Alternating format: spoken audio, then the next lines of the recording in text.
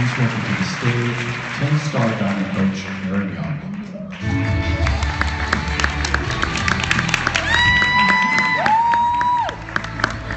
Hi, you guys. I am so excited to be here talking to you today. And I think it's kind of crazy because when I was asked to do this, I was kind of like, why me? You know, what have I done? But apparently, my journey going full-time as a Beachbody coach is one that I feel can give you some insights into your own business journey, but one that I also think can help you help your coaches become full-time Beachbody boss coaches, or what I like to call myself, a girl boss. And so I was really even kind of thinking, like, what, you know, do I know anything more about anyone else in this room right here about going full-time as a coach? Because I mean, seriously, I'm kind of that coach. I'm the one that lost her diamond 4 times, for crying out loud. My dad still doesn't even drink Shakeology, you guys. I mean, come on. I know so you can relate, right? And I'm the girl that still struggles with low self-esteem. I doubt myself so often. I'm filled with tons of insecurities. And the day that I realized that I wanted to take this business full-time, and I shared that, I was brave enough to share that with my husband. We were standing in our garage in our suburban home in a suburb of Indianapolis. I cried like a baby because it terrified me. Because that's not what I was supposed to do with my life. But it's something that I found that I needed to do with my life. And so today I'm going to share with you moments of truth, what that looks like, how hard that can be. Maybe it'll help you help someone else make this decision and make a really good, strong decision. I was a high school English teacher for 14 years, up until just 4 months ago. I made a really good salary. I have my master's degree. My parents paid for my education. I was lucky. I taught in an amazing school district. It's where I met my husband. I grew up teaching in that school. I taught honors classes. I had amazing students. It was the best, one of the best high schools in the nation. But it wasn't right for me any longer. And I had to come to terms with that. And it was really hard. It was really hard. And so today, I'm going to share with you a lot of the decisions and the processes that I went through and that I take some of my coaches through when they tell me they're ready to be a boss coach. Because the moment that a coach tells me that they want to leave their full-time job and they want to do this business full-time, and I know they have a family to support like I did. My salary was imperative to pay our family's bills. I listen a lot more closely because that's really serious. It really is. We have families' lives at stake, and I take that seriously. Because as Jim Rohn states, you cannot make progress without making decisions. There are really good, solid, important decisions that I had to make and that my coaches have to make too. And so before I get into the meat of everything today, I want to share with you where my business journey started. A lot of us talk about where our coaching journey started, or where we started as a challenger, and I did start as a challenger. But that's not where my actual business journey started. It started on this day. And this was the first day of school for our school district that we live in. My husband and I taught in a different school district than what we lived in. And these are my 2 kids, Tyler and Avery, and this was 2 years ago, August of 2013. And Tyler loves to drive his sister around in this John Deere Gator, and it's like the cutest thing ever. And we wanted to support our friends, our neighborhood friends, on the first day of school. And so we drove the Gator out. They were up early. I mean, this was not odd to get up this early and be driving the Gator around the neighborhood. But so we were up early, and we watch the first day of school. This is the picture that fills our news feeds for all of August and September. This is a normal, predictable day. And it was for me that day too. But on this day, I took this picture, and then I realized, and this is the moment that makes me cry, it's the why that makes me cry, This is the moment that I realized that I wouldn't get to be the mom that got to do this when Tyler turned 5 and went to kindergarten. I wouldn't be that mom that put him on the bus every day, like my friend Jenny was doing with her children that we were supporting that day on their first day of school. And I wouldn't be able to make his breakfast. Somebody else was going to do that for him. And that's when it hit me really hard. I was devastated by that revelation that I wasn't going to get to be the mom that did that. And that's when my fire was lit. And for 2 years, I put my head down and I lived in a state of imbalance for 2 years to get to the point that I'm at today. Because after 14 years, I was able to retire as a high school English teacher.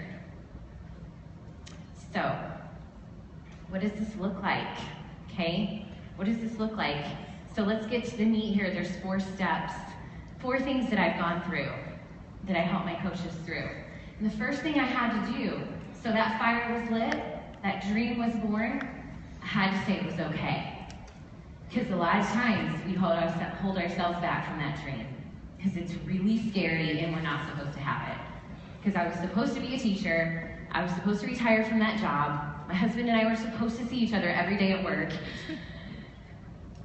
But it wasn't right anymore. So I had to say it was okay to have this dream. It was okay to want more. It was okay to want to give more to my family. And it was okay to leave that job behind. The job that was some other person's dream job that once was my dream job. It was okay. And that's really hard. It's hard to stomach. Kind of leads to fights. Kind of, it really does. Tears, moments of uncertainty. But it's worth it. I think we all know that. And for my coaches, I have to be their #1 supporter and their cheerleader. And I have to empathize with them. And I have to give them these messages, these text messages, these pictures, these motivational quotes and videos to help them.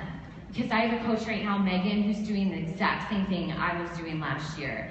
And that girl works so hard, and every day I'm right there to motivate her and to keep her going because I know how hard it is. I had to give myself permission to have the dream. And so my next step is to be thoughtful. I had to be a thoughtful coach. And that doesn't mean like being thoughtful with my heart. It meant making good, solid business decisions. I had a family to support. I couldn't just leave my job the moment I became a diamond coach. That was unrealistic. I had to be thoughtful about that decision. And so my husband and I, and what that looked like for us is we became students of the business model. We taught ourselves how to maximize income. We learned about team cycle bonuses and all of the things that are so boring to talk about, but man, they're very important. Because without a steady, consistent, stable income, it wasn't going to be a good decision for me to leave my job. And that was something that we had to do. And so for my coaches, when I'm helping to mentor my coaches as their new business coach, because that's kind of how I look at myself then, I then have one-on-one calls with them. We lead team trainings on the compensation plan. We make sure that we look into their downlines and help them strategize the best way to maximize their income. There's so much amazing information out there, and so many of you have created amazing videos that we learned from, and we took advantage of that. And we use that to help our own coaches make these thoughtful business decisions that don't involve a leap of faith. The next step is that I had to be purposeful. I had to be very purposeful in my actions as a coach. I was working a full-time job and trying to create an income that would more than compensate for my teaching income. And so to be purposeful in my actions meant I had to work with focused intensity when I worked my business hours. So I had to set business hours, I had to hold myself to those, and I had to make sure that I overly communicated those with my husband because I needed a lot of his help. And that's the same thing that I do with my coaches. I teach them time management strategies. I teach them how to, work with this focused intensity over a period of time so that they can they can use their time wisely. And again, it's really hard because, for me, the honest truth of that is it meant getting up at 4 o'clock in the morning. 4 a.m. I was up. I had to get my workout in. I had to see Shanti in the basement, right? I mean, that was a necessity. But in order to have enough time for myself in the morning and to work my business in the morning and to get myself off to work so that I could start the school day at 7:25 in the morning, I had to get up at 4 a.m. And those were the sacrifices I was ready to make. I went to bed at 11 p.m. It was really tough. I made a lot of sacrifices. I had no idea what that whole 50 Shades of Grey buzz was all about. I was like, what are you guys talking about? I don't even know what's on TV right now. I was watching Disney movies with my kids because that's all that mattered. That's how I spent my time. I spent my time on my business and on my family and on my job. And I had to protect my priorities by being very purposeful with my time. And I share the same message with my coaches.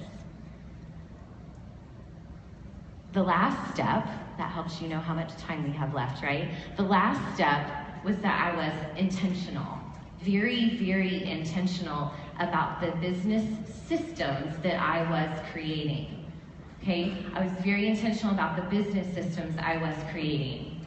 I learned from many of you that I needed to delegate, that I needed help. And that's what I did. I sought help. I found people to help me do the tasks that they were good at so I could focus on being good at what I was good at, being a coach, being a mom, being a wife. Let other people do those other things for me. I hired an assistant. I love my assistant. She's amazing. I hired an assistant. I got help around my home. When I didn't think I could afford these types of things, I did that. Okay? I also hired an accountant and a bookkeeper who happens to be my mom. She has been amazing for me in my business, and my husband has become my business partner.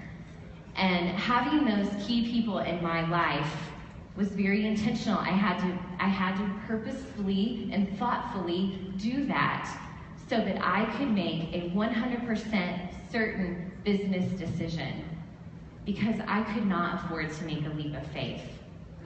I couldn't afford to just get out of Dodge and leave that job behind. I had to make sure that I felt 100% confident, more than compensating for my teaching income and my benefits, so that I could very easily walk away from that job. And I did that this year.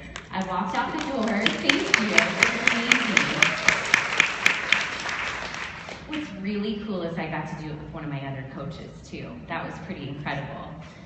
She's here today. But I was able to do that confidently. The school was over, and I packed up all my belongings and walked out the doors and left. There was not a doubt in my mind that I was going to rock this business, because I had created that strong foundation that we've learned about today. I was a 6-star diamond elite coach before I gave up my full-time job. And that was really hard, but it's what had to be done for me to make that smart, solid business decision. And this is why. Because that's what I got to do this year. And every day.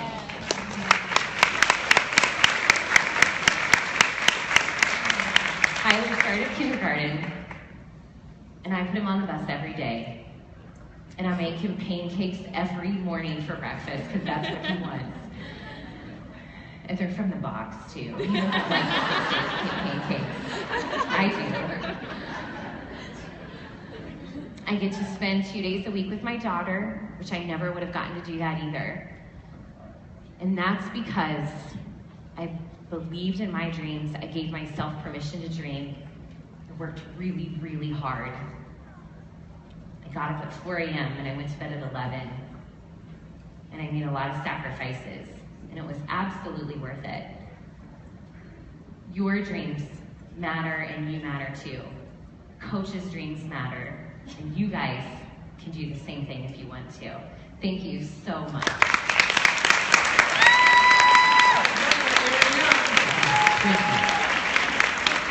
All right. Eric shared shared that message. I was in Indianapolis, and she shared that message, and it was, I thought, was such a great message around being intentional in making the decision. And as she broke that out, I just thought it's great to have that sense of great confidence in the steps that need to be there in order to make that transition. So we wanted to share that.